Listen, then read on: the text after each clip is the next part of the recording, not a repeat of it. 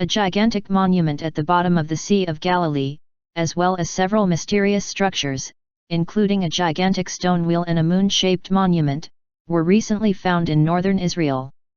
The mysterious structures have left archaeologists around the world bewildered. Who built them and what were they used for? They may be some of Israel's most mysterious structures. They are easy to miss from the roadside but can clearly be seen from the skies or beneath the sea.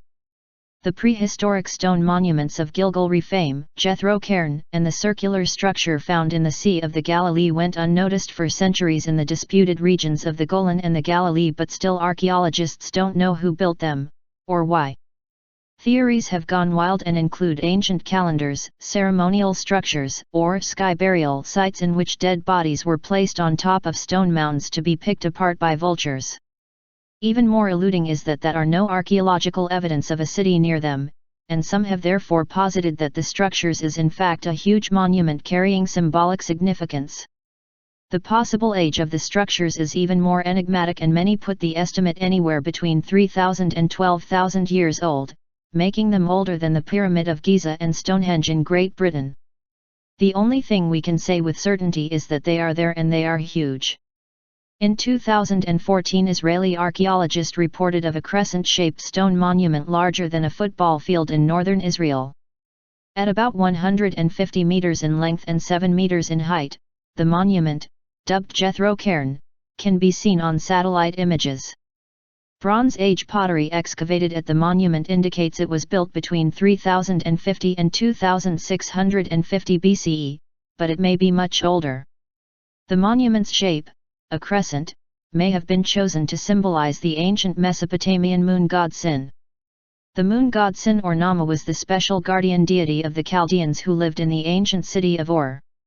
Once a center of worship of the moon god, the site's most prominent feature is still a temple tower, or ziggurat, some 61 m long, 46 m wide, and 21 m high. Only a day's walk from the monument sits late Bronze Age city called Bet Yura, meaning House of the Moon God in Hebrew.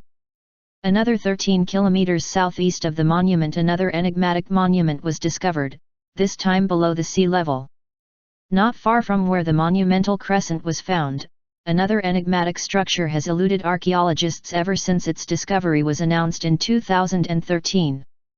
The mysterious structure, with a diameter greater than the length of a Boeing 747, was discovered by divers about 9 meters underneath the Sea of Galilee in 2003. The massive structure was built out of basalt rocks, arranged in the shape of a cone.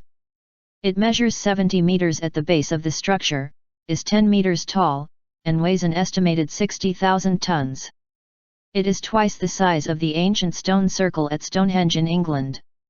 The archaeologists think it was built on dry land and later submerged by the lake, but the exact age of the structure has been difficult to pinpoint. However, one thing the archaeologists are certain of is that the monument was likely of great importance to the people who built it. The nearest basalt outcrop was a few hundred meters from the site, and the stones, which were 1 to 2 meters in width, would have weighed over 90 kilograms at times. The prehistoric monument known as Gilgal Rephaim was another Herculean task to build. Its Hebrew name of Gilgal Rephaim means wheel of giants and refers to an ancient race of giants, the Nephilim, a superhuman race mentioned in the Bible. The gigantic monument deserves its name since it is made up of more than 42,000 basalt rocks arranged in 5 concentric circles that together weigh over 40,000 tons. The complex has a 4.5-meter burial chamber at the center of 5 circles, the largest of which measures more than 152 meters wide. Standing on the ground inside the complex, it looks like a labyrinth of crumbling stone walls. Only from the air does the impressive shape of a massive bullseye clearly emerge. Some of the circles are complete and others are not, suggesting it may have been laid out in accordance with astronomical patterns. On the shortest and longest days of the year, the June and December solstices, the sunrise lines up with openings in the rocks.